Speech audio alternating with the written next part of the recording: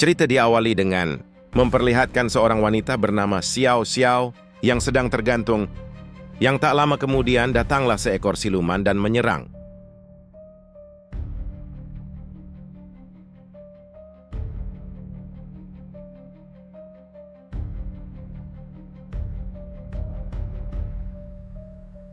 Xiao adalah umpan yang sengaja disiapkan oleh ayahnya untuk menangkap siluman yang meneror desa. Setelah berhasil menangkapnya, siluman itu tiba-tiba saja memberontak dan terlepas, hingga mengamuk dan hampir menerkam Xiao.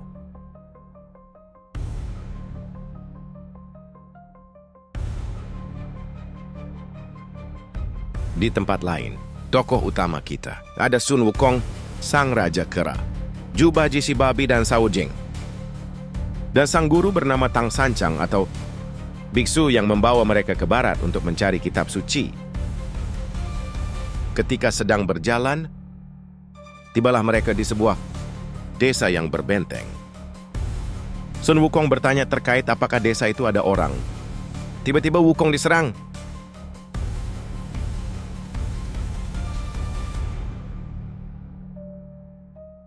Rupanya desa itu adalah desa tempat di mana Xiao tinggal. Setelah melihat 3 orang siluman, ia pun dengan lantang mengatakan jika desanya tidak menampung atau bahkan hanya dilewati siluman. Xiao kembali menghujani biksu Tang dengan panah. Wukong tak begitu sulit menghentikannya dan langsung menghancurkan hujan panah itu sebelum berhasil mengenai gurunya. Keadaan semakin memanas. Dari arah jembatan, ada sosok makhluk atau siluman tengah berlari ke arah desa mereka. Wukong yang takut jika siluman itu akan melukai gurunya, menghentikannya dan bertarung dengan siluman itu.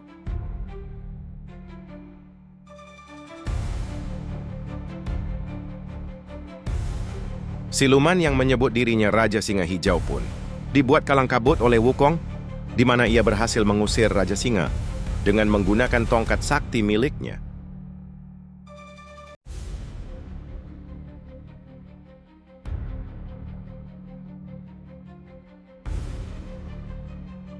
Keberhasilannya mengalahkan Raja Singa yang merupakan musuh besar desa pun membuat Xiao berubah menjadi 180 derajat.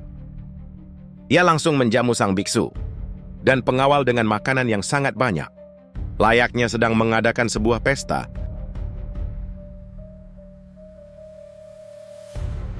Melihat 2 adik seperguruannya yang rakus, membuat Wukong ingin menjahili mereka, di mana dia katakan jika makanan itu memang sengaja penduduk persiapkan agar membuat mereka semua kenyang. Kemudian, para penduduk akan membuat mereka untuk dijadikan santapannya.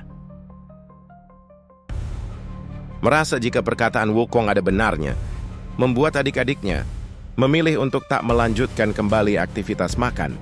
Mereka biksu Tang yang tak ingin ada kesalahpahaman pun langsung mengajak Xiao bicara Said tempat apa ini dan apa yang sebenarnya terjadi di sini. Ketika hendak menjelaskan, salah satu tetua desa langsung mengambil alih dengan menjelaskan tempat ini yang ternyata merupakan sebuah gunung bernama Situoki luas 800 mil yang penduduknya berprofesi sebagai petani, dan beberapa tahun lalu hewan di tempat ini sangat ramah untuk diburu. Waktu-waktu para hewan berubah menjadi monster, berkembang jadi siluman pemakan manusia. Siluman itu mempunyai 3 raja, singa hijau, gajah, dan yang terakhir burung unta. Hingga populasi masyarakat di desa lambat laun semakin berkurang, yang membuat Xiao sebagai anak dari kepala desa berkewajiban untuk melindungi rakyatnya, seperti apa yang dia lakukan bersama sang kakak yang melakukan perburuan siluman gajah. Namun, berakhir dengan sang kakak yang diculik oleh siluman.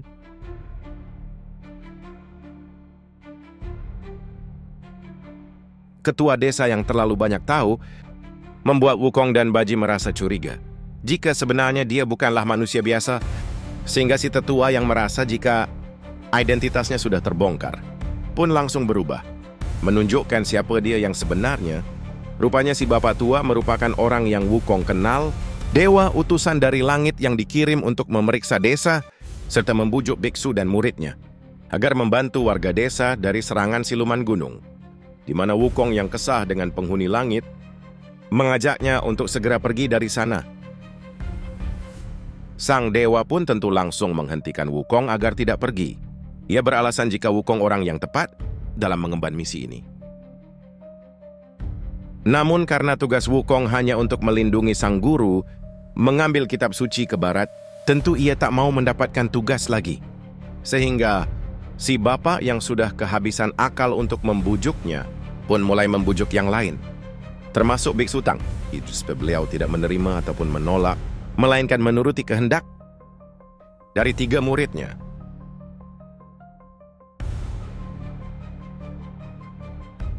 Dewa itu mengatakan jika sebentar lagi akan diadakan pertemuan ribuan siluman. Sehingga Xiao yang mendengar hal itu bersujud di hadapan Wukong yang disusul oleh warga desa, berharap Wukong dapat menolong mereka.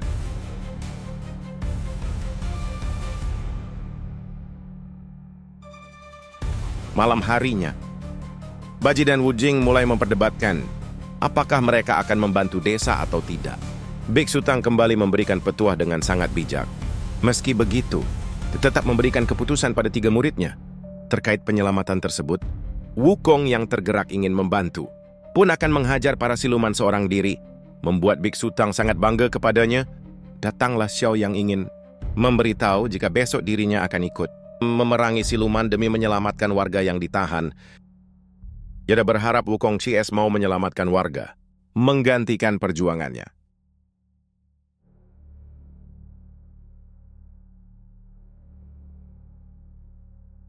Esok harinya, Wukong, Baji, dan Xiao pergi ke markas siluman untuk menyelamatkan warga yang ditahan, di mana perjalanan mereka dipenuhi dengan canda, meski Wukong sendiri masih jaim agar selalu dianggap dewasa dan disegani oleh semuanya.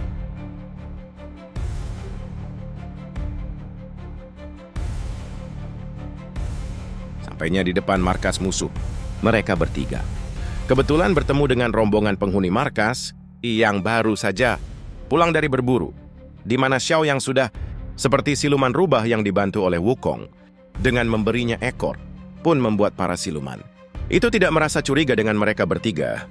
Apalagi setelah si ketua tahu jika kedatangan mereka mengikuti pertemuan ribuan siluman yang diadakan oleh 3 raja superiornya. Selanjutnya, si ketua itu membawa mereka memasuki markas, di mana Wukong yang ingin memulai rencananya pun mengajak si ketua untuk bicara 4 mata, sedangkan Baji dan Xiao disuruh untuk membantu siluman lain memasukkan buruannya ke dalam sel tahanan. Dengan alasan ingin memberikan si ketua hadiah, Wukong langsung mengambil identitasnya dan mulai mencari di mana para raja siluman itu berada, di mana Wukong dengan cepat berhak menemukan keberadaan para raja. Setelah dia melihat siluman, Kroco sibuk mengantarkan makanan untuk mereka. Hanya di tempat si raja, Wukong yang saat ini berpenampilan si ketua pun bercerita ngawur terkait dirinya yang bertemu dengan Wukong di tempat yang tidak terlalu jauh. Sikap dan wawasannya yang mencurigakan pun membuat Raja Singa curiga dengan siluman yang ada di hadapannya, sehingga membuat raja dan menyerang Wukong.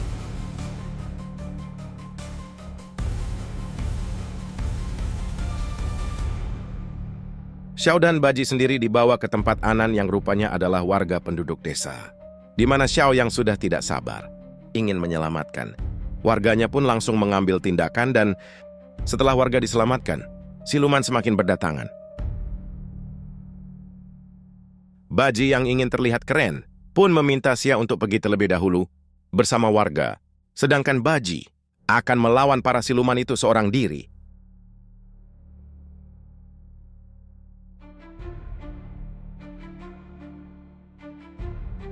Karena tak sanggup melawan para siluman sendirian, Baji memutuskan untuk lari dan namun bukannya pergi keluar, Baji malah tersesat memasuki arena para raja yang sedang bertarung, sehingga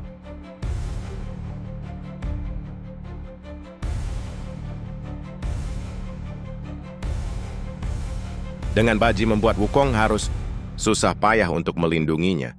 Bahkan mereka berdua sampai tertelan oleh si Raja Singa, di mana Wukong yang memang tidak bodoh pun langsung menyerang si raja langsung dari dalam perutnya. Setelah mendengar permohonan dari si singa, bahkan sampai bersumpah akan bertaubat, pun membuat Wukong akhirnya melepaskannya. Di mana si raja yang tidak ingin terlibat masalah lagi dengan Wukong Sang Raja Singa pun sampai mengantar Wukong, Baji dan Xiao beserta para tahanan sampai ke desa. Dengan siluman gajah yang menjadi tumpangannya. Malam harinya, setelah sebagian tahanan dibebaskan, warga akhirnya berpesta merayakan kemenangan mereka. Yang di tengah pesta tersebut, datanglah Raja Singa dan Gajah untuk mengundang Wukong Cies makan di istananya, di mana Wukong yang merasa ada sesuatu yang tidak beres pun memutuskan pergi sendiri. Sekaligus meminta kedua adik agar menjaga Biksu Tang dan para warga jikalau terjadi serangan yang tak terduga.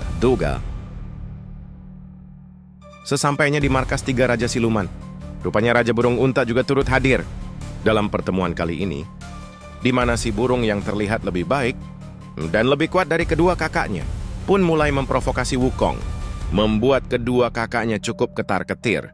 Semakin malam,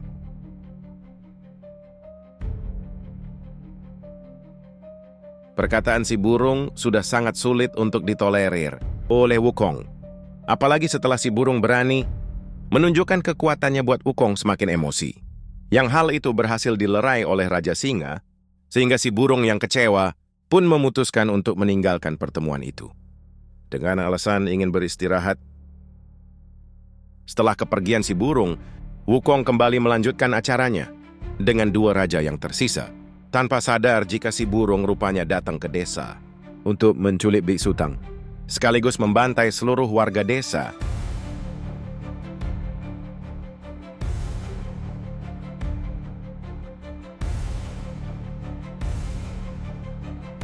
Kembalinya ke desa, betapa terkejutnya Wukong ketika melihat jika di keadaan desa sudah tidak baik-baik saja, dan setelah mengetahui jika biksu dan 2 adiknya dari Xiao diculik oleh si burung. Wukong pun langsung kembali ke markas. Para raja berharap dia masih sempat untuk menyelamatkan gurunya. Biksu Tang dan 2 muridnya sendiri saat ini sudah dalam kondisi terikat di dalam war, di mana si gajah yang sejak awal ingin memakan Biksu Tang pun juga pergi ke dapur dan langsung melahapnya. Saat itu juga sang Biksu Tang ditelan. Sampainya di markas musuh, Wukong tidak melihat siapapun di sana kecuali Antek siluman. Dan setelah menginterogasi si ketua siluman yang dulu membawanya, akhirnya mengetahui kemana saat ini gurunya dibawa pergi. Sampai di pusat gunung Situo, Wukong yang ditemani Xiao pun mulai mencari keberadaan sang biksu. Dan setelah melihat 2 siluman pembawa suluh, Wukong pun langsung menyimpulkan jika saat ini mereka sedang ada di dapur.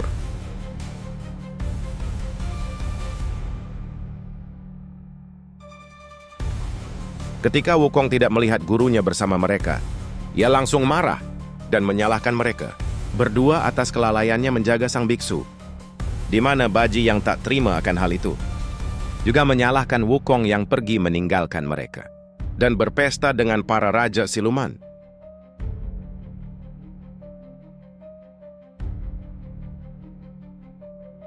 Jing yang awalnya bersikap baik terhadap Wukong dengan tidak menyalahkannya pun terkena semprot dari Wukong yang merasa kecewa karena mereka tidak bisa dengan benar. Sehingga Wu Jing yang juga merasa kecewa memilih pergi bersama Baji dan meninggalkan Wukong sendirian.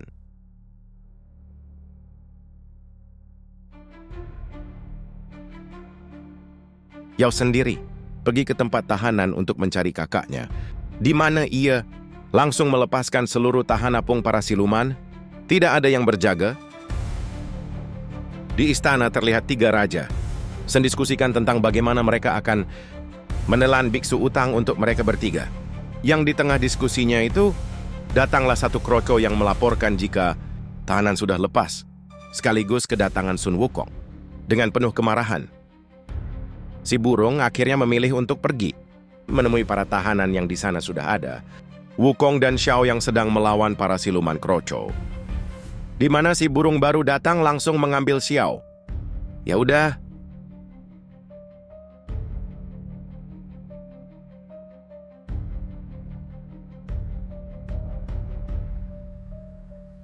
Wukong hanya bisa melihat dengan penuh amarah ketika si burung menghabisi para tahanan sekaligus Xiao tepat di depan mata kepalanya sendiri, di mana Wukong dengan Amarahnya langsung membawa jasad Xiao ke Istana Langit untuk meminta pertanggungan dari Sang Buddha.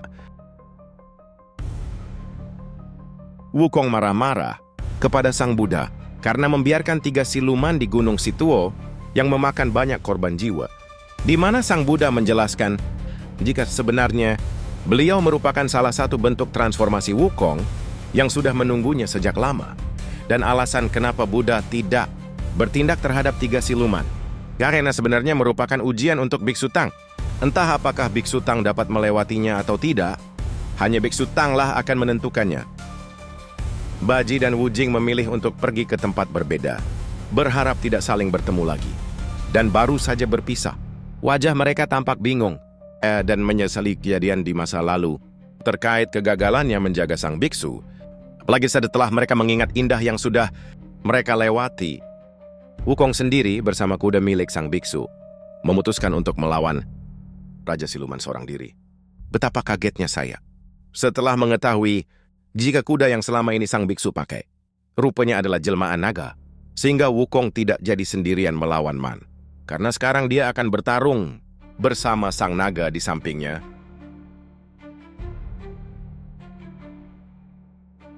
Tanpa banyak cocot di awal, Wukong langsung berhadapan ribuan siluman dibantu sang naga, dan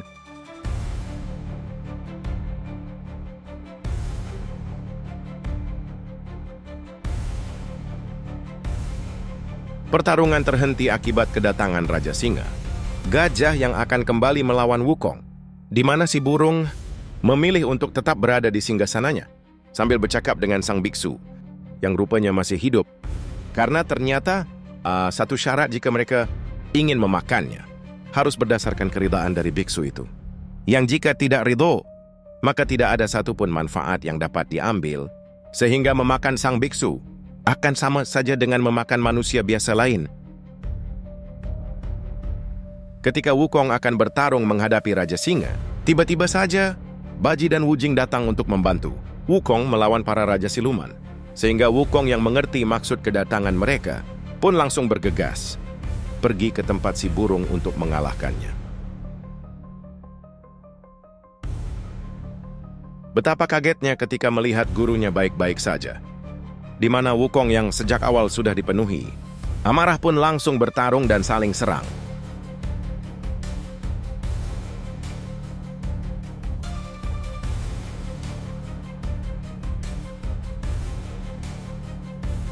Ketika Wukong berada di ampang kekalahan, sang biksu akhirnya ridho jika dia harus karena dimakan oleh si burung, asalkan si burung bersedia melepaskan Wukong dan tak menyakitinya lagi. Zaman Wukong sendiri yang sudah dipenuhi amarah pun tiba-tiba berubah bentuk, sehingga Wukong dapat mengalahkan Raja Manok.